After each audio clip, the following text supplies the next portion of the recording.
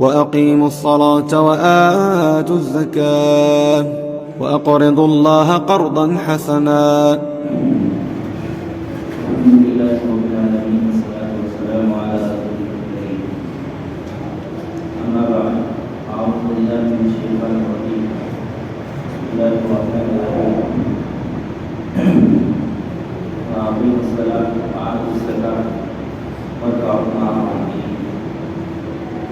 قال النبي صلى الله عليه وسلم من أدى زكاة ماله فقد ذهب عنه شره.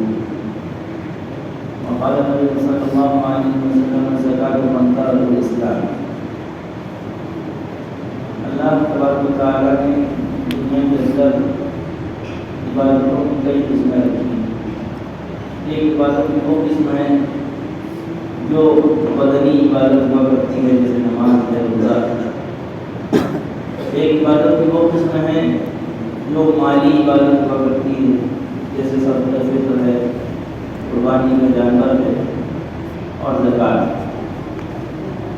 ان میں سب سے نمایاں مالی عبادت میں کسی کو حیثیت حاصل ہے، کسی کو مقام حاصل ہے. سب سے نمایاں مقام و مرتبہ کسی حکم کو سب سے زیادہ مالی عبادت میں حاصل ہے تو وہ زکوٰۃ. زکوٰۃ کے معنی ڈکشنری میں جو آتے ہیں وہ کسی چیز کو صاف کرنے کے، پاک کرنے کے، نظیف اور صاف ستھرا کرنے کے آتے ہیں. اصطلاح کے اعتبار سے اور معاشرے کے اعتبار سے زکوٰۃ کے معنی ہیں اپنے مال کو گندگی سے پاک کرنا، مصیبتوں سے پاک کرنا، مسائل اور آزمائشوں سے پاک کرنا. اس کو زکوٰۃ کہتے ہیں. زکوٰۃ کا حکم اللہ تبارک و تعالیٰ نے قرآن پاک میں مختلف جگہوں پہ بیان فرمایا. 32 جگہ ایسی ہیں جن میں اللہ نے 32 مقامات پہ زکوٰۃ کے صاف لفظ استعمال کیے اور 15 مقامات ایسے ہیں جہاں پہ اللہ نے صدقے کا لفظ استعمال کیا ہے. اور صدقے کے اندر صدقہ نفلہ بھی آتے ہیں اور صدقہ وہ صدقہ جو فرض ہے یعنی زکوٰۃ وہ بھی اس میں شامل ہو. اس سے معلوم ہوا 32 جگہ اعلانیہ کھلا صاف لفظ میں زکوٰۃ کا استعمال ہے لفظ اللہ کی طرف سے. اور 15 مقامات ایسے ہیں جہاں مبہم انداز میں، پوشیدہ انداز میں زکوٰۃ کا حکم. زکوٰۃ کی فرضیت، زکوٰۃ کی فرضیت کے سلسلے میں روایتوں میں تو یہی ملتا ہے کہ 45 سال کی آپ صلی اللہ علیہ وسلم کی عمر ہو چکی تھی. 5 نبوی کا زمانہ، ہجرت سے پہلے کے جو سال شمار کیے جاتے ہیں ان کو نبوی کہا جاتا ہے اور ہجرت کے بعد کے جو سال شمار کیے جاتے ہیں ان کو ہجری کہا جاتا ہے. 13 سال جو آپ صلی اللہ علیہ وسلم کی نبوت کے جو گزرے ہیں مکے کی زندگی میں وہ 13 سال 13 نبوی کہلائیں گے. اور اس کے بعد سے جو زمانہ ہجرت کا گزرا ہے اس کو ہجری کہتے ہیں. لہذا آپ صلی اللہ علیہ وسلم پر 45 سال کی عمر آپ کی ہو چکی ہے، 40 میں نبوت ملی، 5 نبوی کا زمانہ ہے، 5 سال 5 نبوی کا. اس زمانے میں حضرت جعفر رضی اللہ عنہ نے حبشہ کی جانب ہجرت کی اور نجاشی کے دربار میں آپ کہہ رہے ہیں، بیان کر رہے ہیں. جب بلایا گیا ہے تو نجاشی کے دربار میں حضرت جعفر نے تقریر کی. اس تقریر میں بہت سے الفاظ استعمال کیے. یہ بھی کہا کہ وہ ایسے نبی ہیں جو ہم کو ایک اللہ کی عبادت کا حکم دیتے ہیں اور مردار کھانے سے ہمیں روکتے ہیں. اسی تقریر میں یہ لفظ استعمال کیا کہ وہ ایسے نبی ہیں جو ہمارے مال میں زکوٰۃ کا ہم کو حکم دیتے ہیں. اس سے معلوم ہوا زکوٰۃ کی فرضیت مکی زندگی میں 5 نبوی میں ہو چکی، لیکن اس کا جاری اور اس کے احکام جو جاری ہوئے ہیں روایت میں ملتا ہے کہ 9 ہجری میں جب مکے کی مدینے کی ہجرت کر گئے اور 9 سال گزر گئے، اس 9 ہجری سے باقاعدہ اللہ کے رسول صلی اللہ علیہ وسلم نے عاملین جو زمانے میں زکوٰۃ کو وصول کرنے والے طے کیے جاتے تھے، اللہ کے رسول صلی اللہ علیہ وسلم طے کرتے تھے اور بعد میں خلفاء بھی طے کرتے تھے، ان کو عاملین کہا جاتا ہے. قرآن نے بھی ان کا لفظ استعمال کیا ہے، والعاملین علیہا، یہ قرآن کی آیت ہے کہ جو اس کو وصول کرتے ہیں اس کی تفصیل اس میں بیان کی. تو اللہ کے رسول صلی اللہ علیہ وسلم نے 9 ہجری میں ان عاملین کو تیار کیا کہ جاؤ مدینے کی سرزمین اور تمام مسلمین سے، مسلمانوں سے زکوٰۃ وصول کر کے بیت المال میں جمع کرنے کے لیے۔ تو اس سے معلوم ہوا کہ 5 نبی میں فرضیت ہوئی اور 9 ہجری میں باقاعدہ اس کا آغاز و اجرا ہوا۔ اس کے بعد زکوٰۃ کے مختلف واقعات گزرے۔ سب سے نمایاں واقعہ جو زکوٰۃ کا ہے وہ حضرت موسیٰ علیہ السلام کے زمانے میں، اور بھی واقعات گزرے ہیں، لیکن سب سے نمایاں جو عبرت کے لیے کافی ہے وہ قارون اور موسیٰ کا واقعہ ہے، جو اپنے زمانے کا سب سے نمایاں واقعہ ہے۔ اور زکوٰۃ گزری قوموں میں بھی فرض ہوا کرتی ہے۔ گزری قوموں میں تقریباً 100 روپے میں 10 روپے یعنی 10% حصہ زکوٰۃ کا دینا لازم ہوا کرتا تھا گزری قوم۔ اور گزری قوموں کو یہ انعام حاصل نہیں تھا کہ اس قوم کے لوگ اس زکوٰۃ کے مال کو، اس قوم کے فقیر یا غریب لوگ اس زکوٰۃ کے مال کو استعمال کرتے، بلکہ گزری ہوئی قوموں میں روایتوں میں ملتا ہے کہ مال زکوٰۃ کو لے جایا جاتا تھا پہاڑوں پہ، اور پہاڑوں پہ لے جا کے زکوٰۃ کے مال کو رکھ دیا جاتا۔ اللہ کی جانب سے قدرتی آگ آتی اور وہ اس مال کو، زکوٰۃ کے مال کو جلا دیتی۔ یہ علامت اور نشانی ہوتی کہ اللہ نے زکوٰۃ کو قبول کر لیا۔ اس زمانے میں امت محمدیہ کی طرف گویا انعام ہے کہ اللہ کے رسول صلی اللہ علیہ وسلم کی امت پر، کہ امت محمدیہ کو یہ انعام دیا گیا کہ وہ زکوٰۃ کے مال کو اس کے فقراء، اس کے غریب، اس کے مستحق استعمال کر سکتے۔ ایک بات اور ہے، زکوٰۃ کا مال، یہ زکوٰۃ کسی کے مال کی یعنی پاکی کا ذریعہ ہے، لیکن اس کا یہ مطلب نہیں کہ جو مستحق زکوٰۃ ہے یہ وہ گندا مال لے رہا، نعوذ باللہ، ایسا نہیں۔ اس کے حق میں وہ مستحق زکوٰۃ ہے اگر، تو وہ پاکیزہ مال، اس کے لیے وہ مال پاکیزہ۔ آپ نے روایت پڑھی ہوگی کہ کسی شخص نے زکوٰۃ دی اور زکوٰۃ دینے کے بعد جب اس کا مالک ہو گیا تو اس نے اگر کسی کی دعوت کی تو وہ دعوت کھانے والا چاہے زکوٰۃ کا مستحق نہ ہو تب بھی اس کے حق میں وہ دعوت گویا صحیح رہے گی، جائز ہے۔ اور آپ صلی اللہ علیہ وسلم نے خود بھی اس کو نوش فرمایا ہے۔ آپ کے لیے صدقہ ناجائز تھا، آپ کے قبیلے کے لیے اور آپ کے خاندان کے لیے، لیکن جب صحابہ اس صدقے کو لے لیا کرتے، جو بھی مستحق زکوٰۃ کا مستحق ہوا کرتے، اگر وہ آپ صلی اللہ علیہ وسلم کی دعوت کرتے تو آپ نوش فرماتے، چونکہ اب ملکیت بدل چکی ہے اور صاحب مستحق کے پاس وہ مال پہنچ چکا اور وہ اس کے لیے گویا پاکیزہ ہے۔ یہ بات الگ ہے۔ دوسری بات، دنیا کے اندر جتنے بھی حالات ہمارے مال پر اور تمام آزمائشیں ہمارے مال کے اوپر گھسوٹنے کا، چوری کا، ڈکیتی کا، جلنے کا، یہ تمام جو حالات پیش آتے ہیں یہ زکوٰۃ ادا نہ کرنے کا اور زکوٰۃ کو صحیح طور سے ادا نہ کرنے کا وبال و نوسل۔ اللہ کے رسول صلی اللہ علیہ وسلم نے فرمایا، من ادى زکاۃ مالہ فقد ذهب عنه شرہ، جس نے اپنے مال کی زکوٰۃ ادا کر دی وہ اس مال کے شر سے، برائی سے محفوظ ہو گیا، اس کا مال ذهب عنه شرہ، اس کا مال محفوظ ہو گیا۔ دوسری روایت میں آپ صلی اللہ علیہ وسلم نے فرمایا، حسنوا اموالکم بالزکاۃ، کہ اگر تمہیں سیکیورٹی سسٹم رکھنا ہے، دنیا میں لوگ لاکر سسٹم رکھتے ہیں، بینکوں میں لاکر رکھتے ہیں، اپنے گھروں میں لاکر رکھتے ہیں، مال کی ایف ڈی کراتے ہیں اور تمام قسم کے سسٹمیٹک سیکیورٹی سسٹم انجام دیتے ہیں۔ اللہ کے رسول کا وعدہ سب سے بڑا سیکیورٹی سسٹم ہے۔ آپ صلی اللہ علیہ وسلم نے اتنا بہترین سیکیورٹی سسٹم بیان فرمایا، حسنوا اموالکم بالزکاۃ، کہ اگر تمہیں اپنا سیکیورٹی سسٹم مال کا کرنا ہے تو اس کو زکوٰۃ کے ذریعے سے محفوظ کرو، اس کی حفاظت زکوٰۃ کو ادا کر کے۔ اور دنیا میں لوگ علاج اور تمام قسم کی بیماریوں میں مبتلا ہیں، علاج کے لیے پریشان ہیں، آپ نے فرمایا داؤ مرضاکم بالصدقہ، اپنے بیماروں کا علاج، اپنے مریضوں کا علاج صدقے سے۔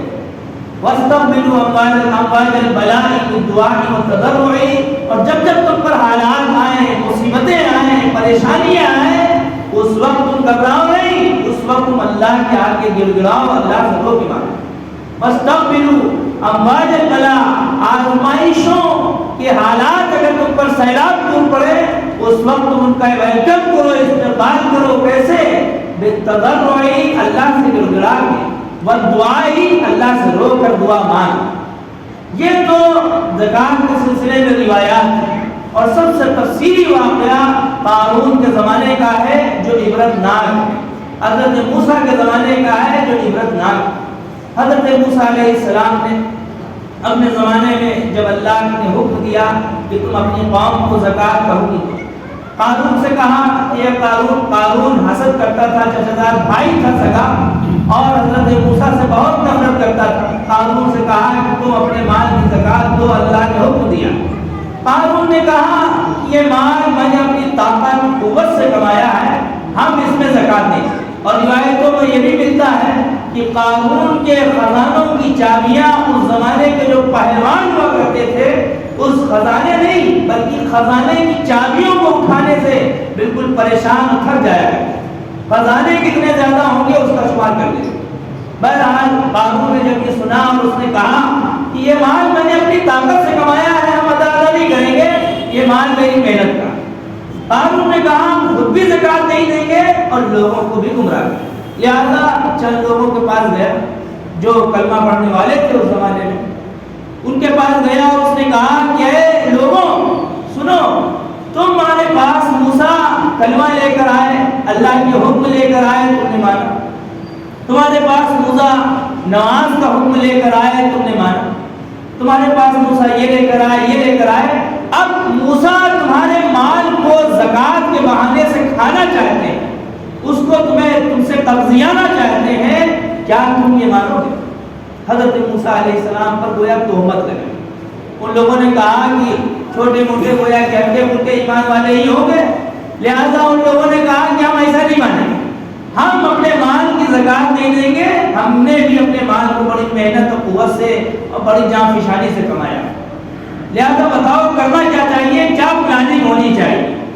اس نے ان لوگوں نے قارون سے پوچھا، طے کیا گیا اور کہا کہ ایسا ہے، ایک کام کرتے ہیں کہ ایک فاحشہ عورت، ایک گندی عورت کو طے کرتے ہیں اور اس کے بعد موسیٰ پر یہ الزام لگاتے ہیں کہ موسیٰ تم اس گندی عورت سے زنا کرنا چاہتے ہو، تمہارے لیے کیا سزا ہونی چاہیے. حضرت موسیٰ علیہ السلام کے پاس قارون گیا. اس نے کہا ایسا ہے، بنی اسرائیل کے لوگوں کو ہم جمع کر رہے ہیں، آپ اللہ کے احکام جو اللہ کے آپ کے اوپر اترے ہیں ان احکام کو آپ بنی اسرائیل میں آ کے بیان کیے. اس نے بنی اسرائیل کے بہت سے لوگوں کو جمع کیا. جمع کرنے کے بعد موسیٰ علیہ السلام تشریف لائے. آپ نے اللہ کے احکام بیان کرنا شروع کیے کہ اللہ نے تمہارے مالوں میں زکات کے لیے حکم دیا ہے، صلہ رحمی کا حکم دیا ہے، نماز کا حکم دیا ہے. یہ بھی حکم بیان کیا اسی میں کہ اللہ کی طرف سے اس شخص کو جو شادی شدہ ہو اور وہ اگر زنا کو انجام دے اس کے لیے سنگسار ہے، زمین میں دبا کر پتھروں سے اس کو مار کر اس کی جان نکالنے کا حکم ہے، لہذا یہ حکم جاری ہے. جیسے ہی موسیٰ علیہ السلام نے یہ حکم، یہ شریعت کا حکم بیان کیا، قارون نے کہا کہ اے موسیٰ، اور لوگوں نے کہا جو کمتر گھٹیا ایمان والے تھے ان لوگوں نے کہا اے موسیٰ اگر یہی کام، یہی زنا والا کام تم نے کیا ہو تو کیا رائے ہے تمہارے بارے میں، تمہارے ساتھ یہ معاملہ پیش آنا چاہیے، تمہیں سزا ہونی چاہیے. حضرت موسیٰ علیہ السلام نے کہا کہ ہاں اگر میں نے کیا ہو تو میں بھی اس سزا کا حقدار ہوں. موسیٰ علیہ السلام کے سامنے اس فاحشہ عورت کو لایا گیا. اس فاحشہ عورت کے بارے میں ان لوگوں نے کہا کہ یہ عورت ہے، گواہ ہے اور یہ بیان کر رہی ہے، کہتی ہے کہ تم نے اس کے ساتھ فلاں فلاں یعنی زنا کو انجام دیا. حضرت موسیٰ علیہ السلام اپنے دور کے پاکیزہ نبی، اور ہر نبی پاکیزہ ہوتا ہے، لغزشوں گناہوں ذرہ برابر کوتاہی کسی نبی سے نہیں ہوا کرتی، گناہوں سے پاک ہوا کرتا. حضرت موسیٰ علیہ السلام کی پاکیزہ ذات تڑپ اٹھی، تڑپ کر حضرت موسیٰ علیہ السلام نے اس عورت کو قسم دے کر کہا اے عورت تجھے قسم ہے تو سچ بتا کہ کیا میں نے تجھ سے زنا کیا. حضرت موسیٰ علیہ السلام کے جلال کو دیکھ کر اور قسم جب سنی ہے اس کے بعد اس عورت نے کہا کہ آپ نے جب قسم دے کر پوچھا ہے تو میں بیان کرتی ہوں، میں کہتی ہوں کہ ان لوگوں نے اتنا مال دے کر مجھے بہلایا اور پھسلایا ہے تاکہ میں آپ پر جھوٹا الزام لگا سکوں۔ حضرت موسیٰ علیہ السلام سجدے میں گر گئے، سجدے کی حالت میں بہت روئے کہ ایک وقت کے پاکیزہ نبی پر اتنی گندی تہمت لگائی جائے تو یقینی اعتبار سے نبی روئے۔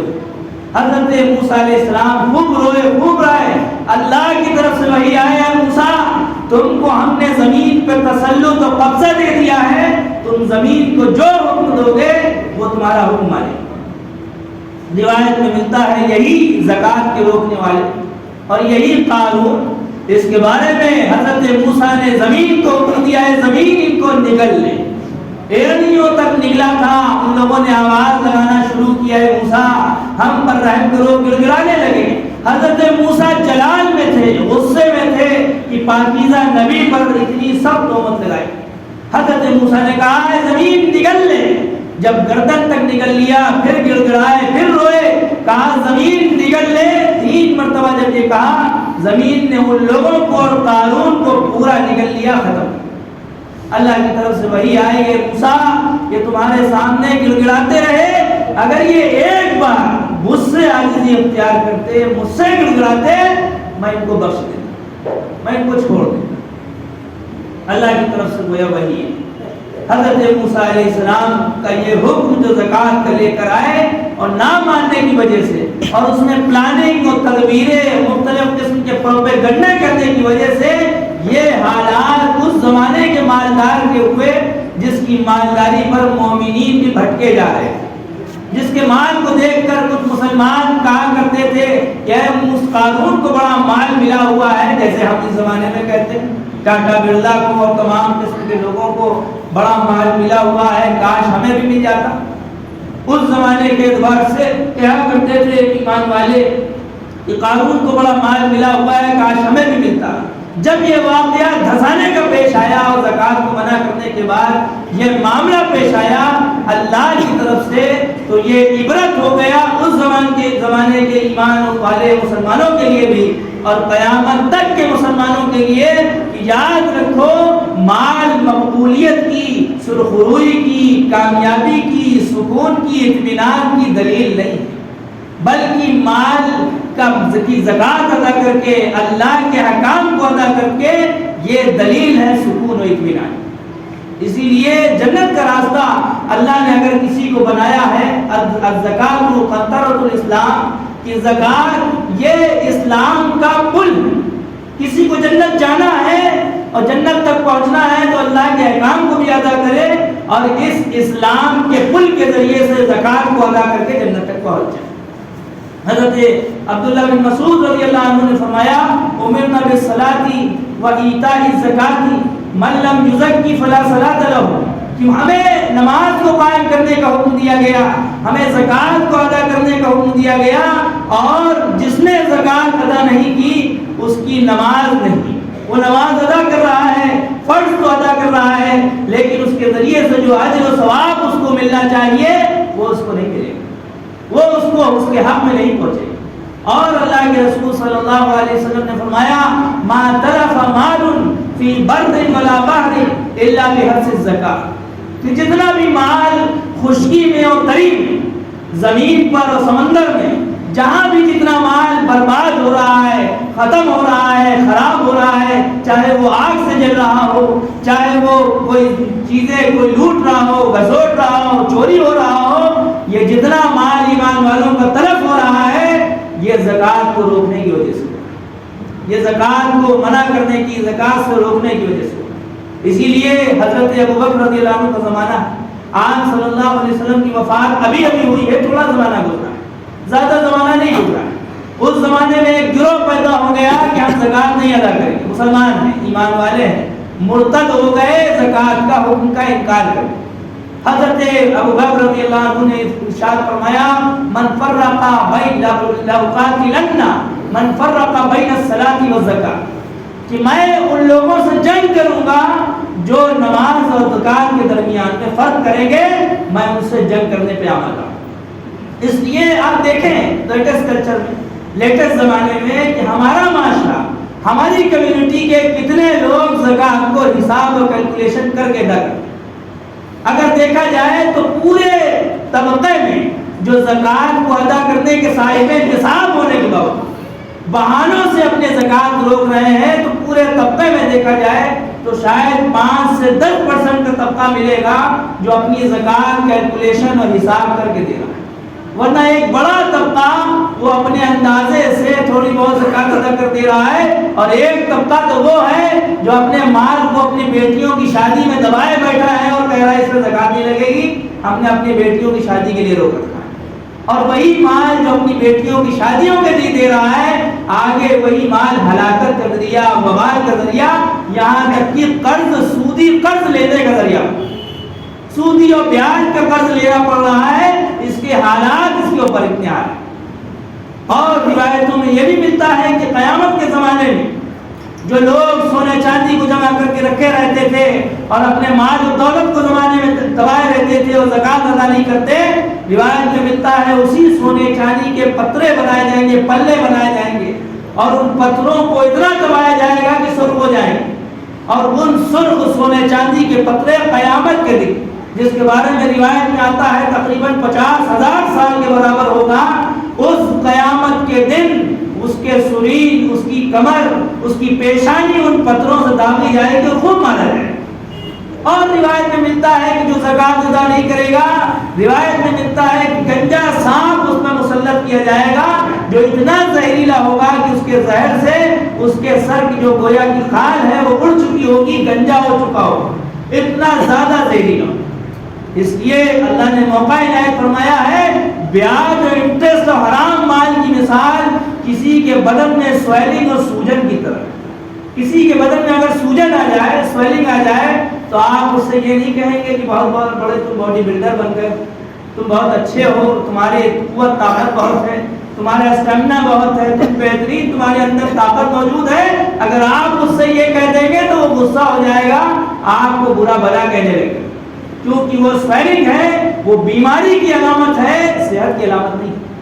اسی طرح سود کی مثال، انٹرسٹ کی مثال، بیاج کی مثال، حرام مال کی مثال سویلنگ اور سوجن کی ہے، جو ظاہر میں تو بڑھتا ہوا نظر آ رہا ہے، لیکن وہ ہے ایک بیماری، وہ ہے ایک ہلاکت، وہ ہے ایک بے اطمینانی اور بے سکونی کی کیفیت کا ذریعہ، وہ ہے ایک مصیبت، پریشانی اور آزمائش کا ذریعہ۔